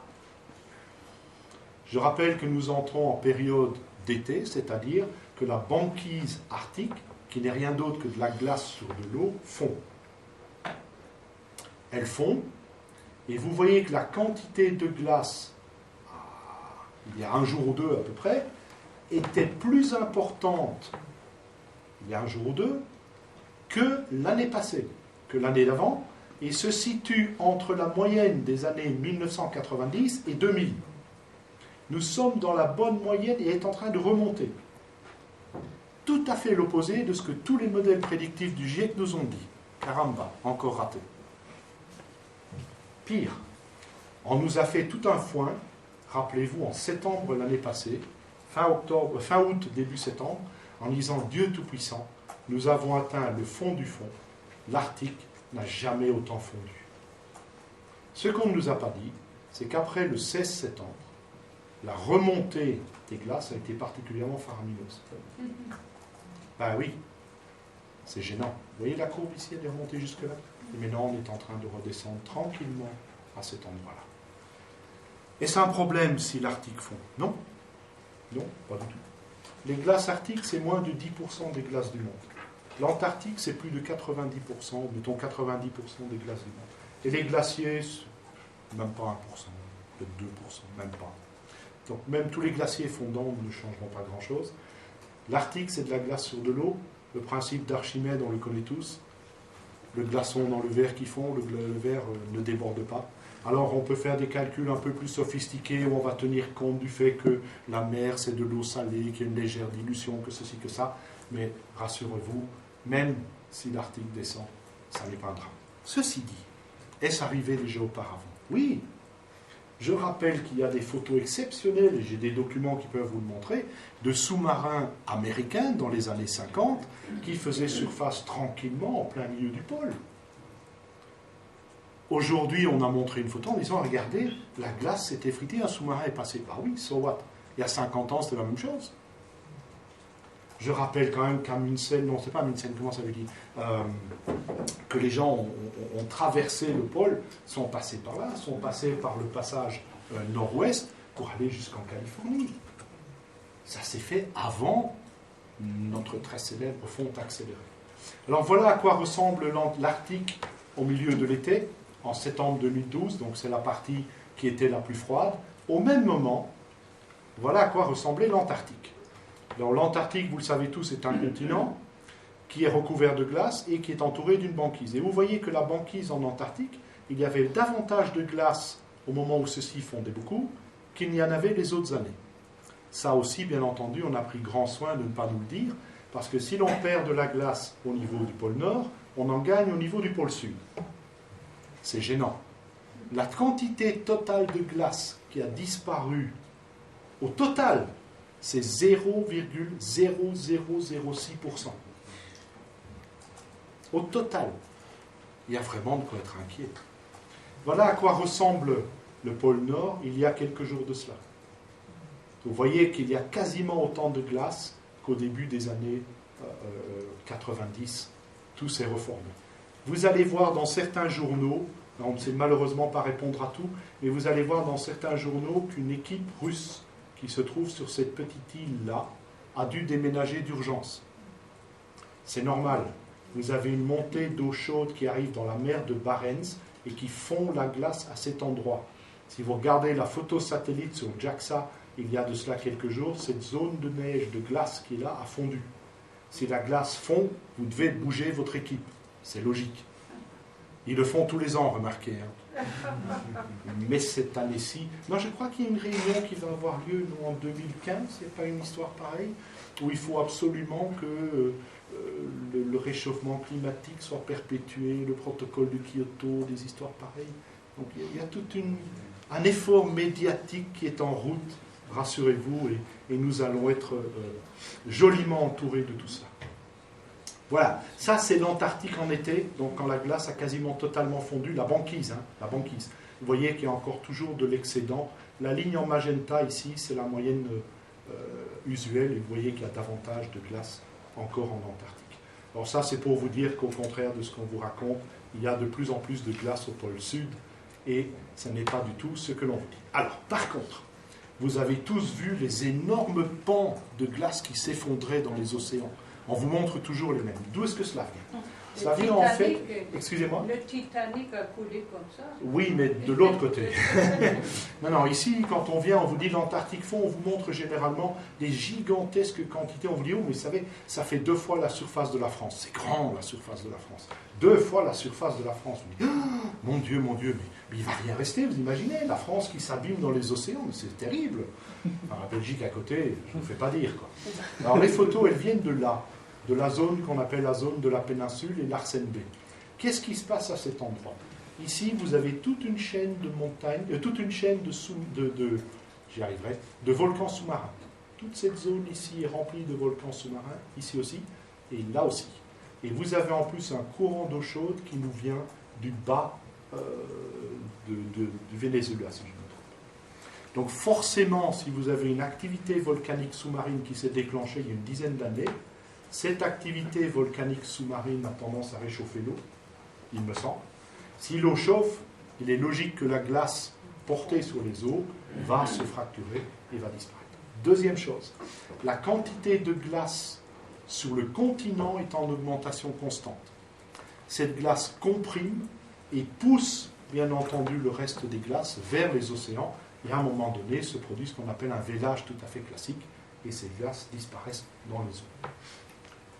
Pour vous dire que je ne vous invente pas des choses, voilà une photo satellite qui vous montre en bleu, c'est ce qui est froid, en rouge, c'est ce qui est chaud, et vous avez tous les volcans qui sont répertoriés ici, vous pouvez les voir bien tranquillement en rouge. On a atteint cette année un record de température qui est de moins 89,2 degrés en Antarctique. Pour la première fois, des manchots sont morts gelés. Enfin, de mémoire d'homme. Hein. C'est rare un manchot qui gèle. Vous avez trouvé un bon truc, mais on en a retrouvé des gelés. Bon, alors, dernière chose, et puis après on pourra faire une pause. Régulièrement, vous retrouvez des gens qui vous disent « mais le CO2 est toujours là ». Si, c'est notre faute. Et voilà un gars bien gentil, comment s'appelle-t-il, Shagun, qui vient de terminer sa thèse de doctorat, qui dans sa thèse de doctorat était très honnête et ne dit pas du tout ça. Mais bien entendu, la loi de la nature étant telle que vous devez être célèbre en 2 publications, eh bien lorsqu'il a sorti son article dans Nature, il s'est dit « Nous avons une évidence absolue que l'augmentation du CO2 a causé la sortie du petit âge de la dernière glaciation. » Ça, c'est cool. C'est donc le CO2 qui est responsable de l'augmentation de température, qui a entraîné, loué soit-il, le CO2 après tout, la sortie de la dernière glaciation. Voilà les courbes. Alors vous voyez qu'il y a les courbes de CO2, il y a les courbes de température. Et donc la courbe en bleu qui est la température suit la courbe théorique avec les points jaunes et la courbe pratique avec les points rouges. Bien. Comment l'a-t-il fait? Parce qu'à l'époque, il n'y avait pas de thermomètre. Donc il est revenu avec ces braves indicateurs de température, les fameux proxys. Alors je vais vous les montrer. Ne vous excitez pas, n'ayez pas de palpitations. Vous allez voir, c'est rigolo.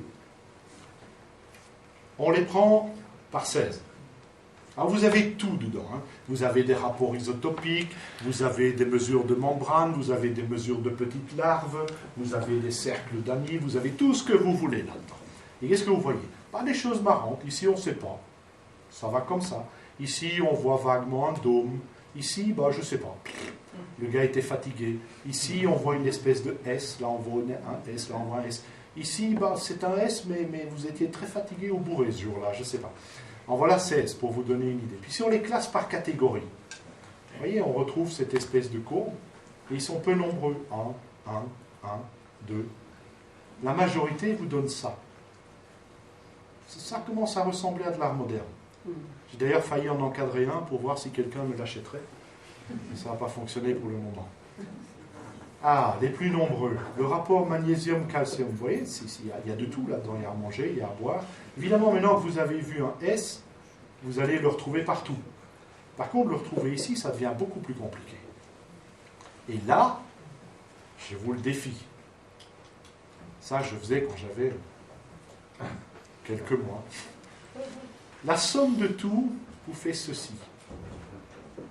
Ça, c'est l'entièreté de ce que Chakoun a présenté. Sauf qu'il n'en a gardé qu'une seule partie. Il n'a pas mis tous les autres points. Vous allez dire, oui, mais enfin, ça ne veut rien dire. Superposons maintenant la température. Vous voyez la température en bleu sur chacun des proxys. Les plus nombreux ici, c'est au milieu. Là, c'est juste avant. Ici, on ne sait pas trop. Ici, c'est après. Le total, c'est là. Je vous défie de me dire que le CO2 était avant la température. Si vous y arrivez, vous avez de très bons yeux. Pour une imagination fertile. On peut regarder ça en couleur, c'est plus joli. Les points et le CO2. Et là, quand même, les gars qui ont fait cette analyse se sont dit, mais il y a quelque chose qui manque. Pourquoi la courbe de CO2 s'est-elle arrêtée en moins 5000 ? On a des valeurs après ça. Mettons les valeurs. Oups. Si vous mettez les valeurs, vous constatez, ça c'est embêtant. À partir de moins 5000, le CO2 a commencé à monter. Mais je ne crois pas qu'il y avait des usines qui fonctionnaient sur le pétrole en moins 5000. C'est embêtant. Bien. Vous voyez, on est arrivé au bout. Vous avez survécu. Mes félicitations. Donc, en conclusion, je ne pense pas qu'il y ait d'élévation anormale de la température du globe. On peut même en arriver à se poser la question, y a-t-il eu vraiment une augmentation de température? Si elle est là, est-ce que la quantité dont on nous parle, son intensité, est réellement ce que l'on essaye de nous dire? Quant à la contribution humaine en CO2, je vous ai montré qu'elle était très faible et qu'elle n'est certainement pas responsable d'une augmentation quelconque de température. Je pense vous avoir expliqué, montré que les modèles du GIEC n'étaient ni fiables ni prédictifs. On n'arrête pas du jour au lendemain de trouver qu'ils sont faux. Le pire de tout est cette différence qui existe maintenant depuis à peu près 16 ans, où les températures sont plates et descendent, mais où le CO2 continue de monter. Ça ne colle pas avec leurs valeurs, pour des raisons évidentes. Alors, l'effet de serre, je ne l'ai pas discuté parce que c'est très compliqué, mais des physiciens ont montré que ça n'existait pas et que tout ce que les climatologues ont dit était totalement faux. Je peux vous donner les articles, ce sont des physiciens allemands pas rigolos du tout. Du tout. Même après avoir bu, ils ne sont pas marrants. La formation de nuages n'est pas très bien comprise, mais on commence maintenant à se rendre compte que les rayons cosmiques sont vraiment importants, génèrent des nuages de basse altitude, et les résultats du CERN vont pouvoir alimenter tout ça. Les océans chauffent d'abord, surtout les océans Pacifiques, ensuite vient l'atmosphère, puis le CO2. Le CO2 sort avec un délai d'environ 11 mois minimum, et puis vous avez vu des variations. Quant aux variations de température, je pense que les phénomènes sont beaucoup plus compliqués que ce qu'on essaye de nous faire croire. Les modélisations, c'est très gentil, mais c'est un monde virtuel, hyper simplifié, qui n'est pas capable de prendre en compte toutes les contraintes, tous les phénomènes qui constituent la complexité de la vie sur Terre, et qui constituent aussi le fait que notre Terre ne fait pas partie d'un objet, c'est pas un objet unique, il fait partie de tout un environnement, et on ne comprend pas la totalité de ce qui se passe, et certainement pas dans des détails suffisants que pour être capable de prédire quelque chose. Quand le reste, la climatologie, elle en est à ses débuts, donc je crois que là, il est important de continuer à travailler, et au contraire de ce qu'Al Gore nous raconte, on a beaucoup de boulot devant nous, que les phénomènes doivent être bien étudiés, bien compris. Accuser le CO2 anthropique, c'est débile, on se trompe de cible. Malheureusement, le fait de se tromper de cible a donné l'opportunité à des politiciens, ou au moins a conduit les politiciens à prendre des politiques et des actions qui sont extraordinairement toxiques, ne fût-ce qu'au niveau industriel, ne fût-ce que quand on voit maintenant le coût énergétique, quand on voit les gens qui ferment des centrales nucléaires, moi je suis absolument effaré. Et quand vous discutez avec, moi je vais prendre l'exemple d'un écolo, vous lui demandez, alors je sais que c'est une espèce bizarre, d'accord, mais quand même, vous lui demandez, mais qu'est-ce que tu as contre les centrales nucléaires? Il vous dit, non au nucléaire. Je dis, mais ça c'est un argument de poids. Ah non, je les aime pas. Oui, mais pourquoi tu les aimes pas? Je les aime pas. D'accord. Voilà, ça c'est la manière. On ne discute plus d'une manière scientifique, c'est de l'épidermique, c'est du lavage de cerveau, ce sont des réactions quasiment dogmatiques et religieuses dans ce genre de domaine. Et ça, c'est extrêmement malheureux. Je ne parle pas des conséquences sociales, économiques et politiques, bien entendu. Vous en faites pas, hein, les politiciens s'en sortiront, rassurez-vous.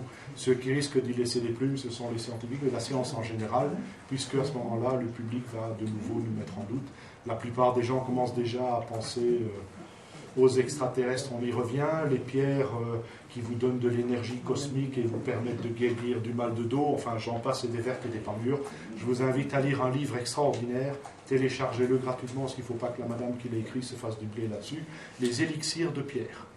C'est fabuleux, ça ne fonctionne pas, mais elle s'est enrichie aux dépens des crédules et le monde est rempli de crédules. Comme disait un collègue que je n'aime pas, abusons-en. Bref, ce qu'il nous faut, c'est une politique de recherche honnête. Ça ne va pas être facile à faire. Le consensus, c'est quelque chose qui est politique. Ça n'est pas quelque chose qui est scientifique, navré. Un programme de recherche à long terme, alors au moins 15 ans, c'est pour faire un pied de nez aux GIECiens qui nous disent au moins 30 ans minimum. Il y a tout à faire. Et, désolé, la réalité du terrain doit primer sur les petits calculs virtuels dans un bureau. Excusez-moi, c'est très restrictif. 15 ans. Ouais, je voulais mettre 150, mais bon. Laisser le réel primer sur le virtuel, c'est gênant. Quand même, je préfère un bon steak réel à un steak virtuel sur l'ordinateur. Une attitude courageuse, ça c'est pas facile, mais bon, les gens commencent à le faire, les politiciens aussi. Le radeau de la Méduse est en train de se disloquer, on le voit. Il n'y a pas un jour qui passe sans qu'ils ne soient obligés de reconnaître que ça ne va plus, et ils essayent de maintenir leur truc en flottant, et voilà. Alors certains livres que vous avez peut-être déjà lus, sinon je vous les conseille. Un livre en français qui est très bien écrit de Hassen Areski. Il y en a d'autres, j'en ai pris juste quelques-uns. Le livre de Donat Laframboise, qui est un peu ardu, mais qui est très bien. Le livre de Andrew Montfort sur l'illusion. Et bien entendu, je m'en voudrais de ne pas vous donner la publicité sur notre livre, qui est sorti d'ailleurs hier. Et Drieux, qui est venu ici, Godfriedi, m'a envoyé, comme il a envoyé Henri, une photo sur Internet du livre, histoire de nous faire baver encore quelques jours. Mais donc là, il est accessible, et ceux que ça intéresse, vous pouvez le lire, on sera bien entendu ravis de vous fournir des renseignements supplémentaires. Ça, c'était l'ancienne photo. Je pense que vous pouvez lire le texte avec des arguments scientifiques. Et la dernière, c'est celle-ci. Merci d'être resté aussi tard et de m'avoir écouté.